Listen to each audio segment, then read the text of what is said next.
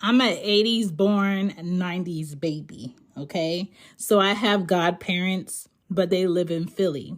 I don't get to see them as often now that I'm 36 and I have my own children. They have never met my children.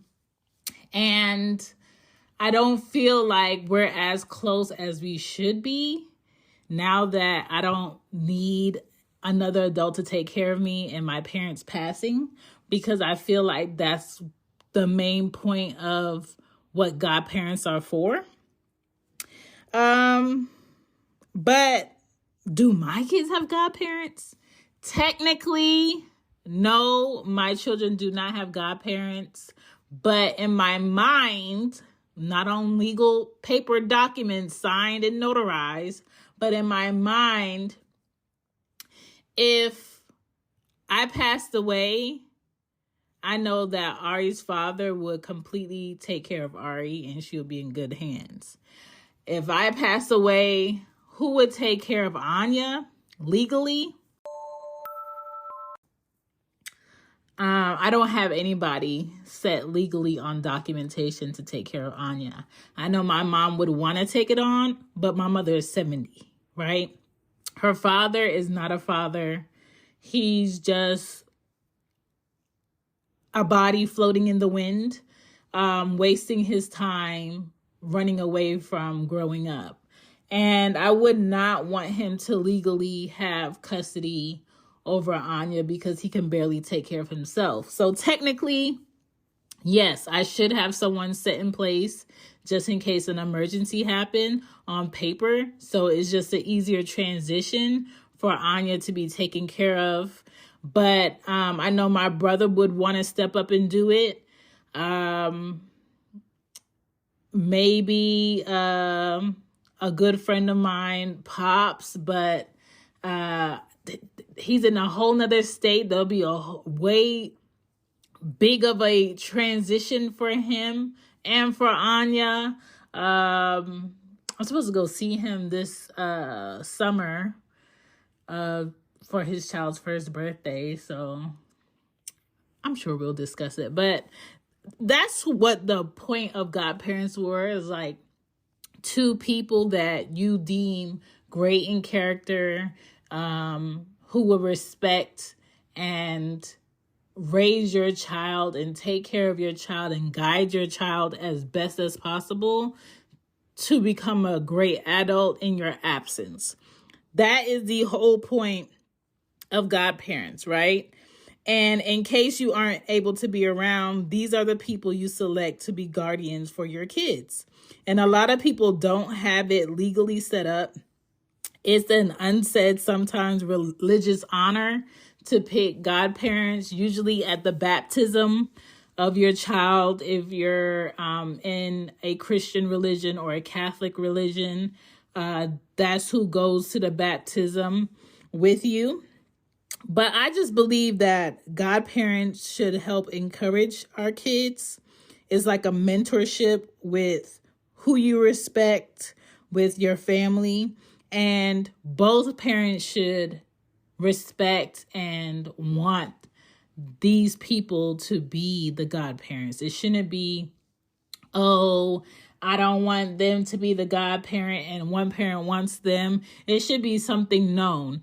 This is who this person is. This is why I think this is a great idea, just in case an emergency happens. And you would be surprised of how many. What's the easiest choice you can make? Window instead of middle seat? Picking a vendor who sends a great gift basket? Outsourcing business tasks you hate? What about selling with Shopify?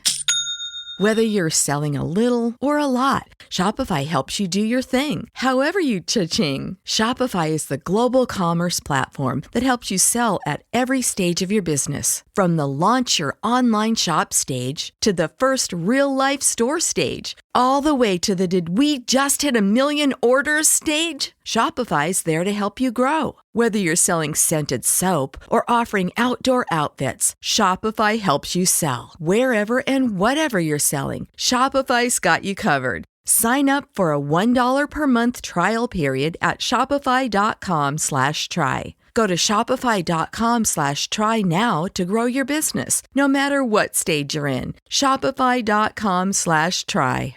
Many parents do not want to discuss emergencies. There are so many parents who do not want to discuss what may happen, what could happen, and they don't want to prepare for it. And you have to prepare for it because life happens. You could be the best driver on the road and someone decides to get drunk at 8 a.m. while everyone's driving to work and they speed right into the side of your vehicle, and that's it. You could be on a flight. It's like your 2000th flight in your life that you're on. Regular day, pilot, everything seems regular, and then some emergency happens and that plane goes down. Who do you have in place to take care of your child? Hey guys, welcome back to Cozy Room. Check out Cozy Room Shop for show gear. Don't forget to follow the show and leave a review. What documentation do you have set up to make sure that your child needs for nothing as they become adults? And a lot of parents don't have that set up. A lot of parents don't think about it. A lot of parents don't even have life insurance for their children.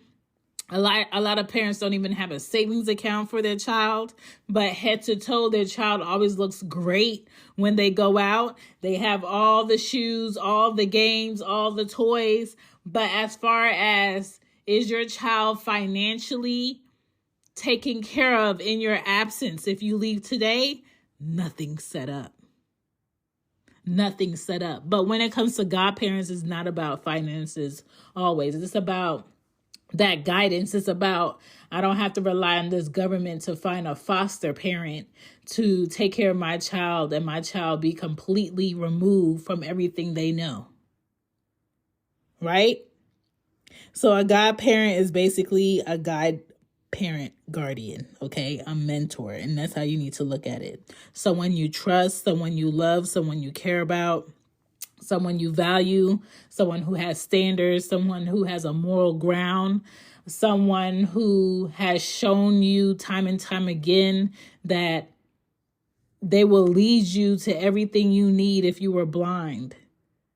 You know what I'm saying? Someone who is kind, someone who is giving, someone who is loving, someone who has empathy, someone who understands what a child needs.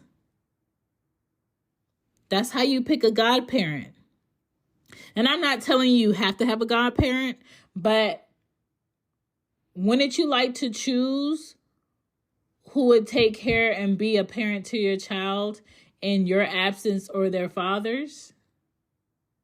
Wouldn't that be nice to have that set up? That's how you have to think about it. It's like insurance for your child's well-being.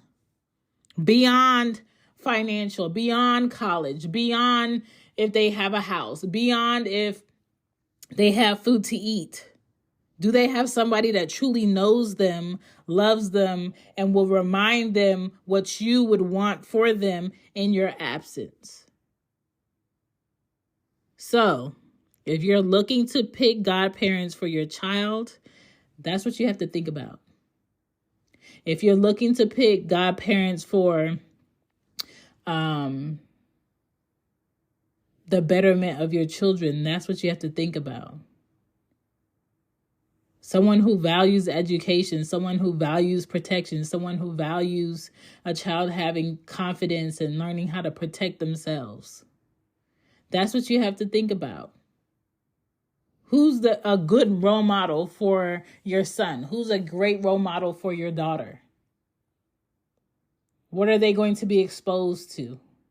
What type of environment will they have to live in? You have to think about those things. That's a part of parenting, thinking about the things you don't want to think about that could happen. If you are thinking of saying yes to becoming a child's godparent in the absence of their parents, think about that responsibility that you would have to be willing to take on. And if you feel like that's something you can't manage, then be honest with your friend or the person asking you I can't handle that. I don't want to think about that. I'm honored, but that's something I don't want. But I appreciate you asking me. Okay? But that's what I wanted to talk about. Very short, but I want people to think about it. I know it's not something nice. It's not glorious to think about, oh, what if I'm not here for my child before they become an adult? Nobody wants to think about that, but things happen. Life happens. You know? You could be asleep and your heart stops. You could be walking and your heart stops. You could be grocery shopping and your heart stops. You could be at Disney World and, that's it. You could be driving and something happens to your body while driving and God forbid other people get hurt. But, you don't get to choose that unless you're trying to choose that, if you get what I'm saying. So think about it. It's a part of loving your child.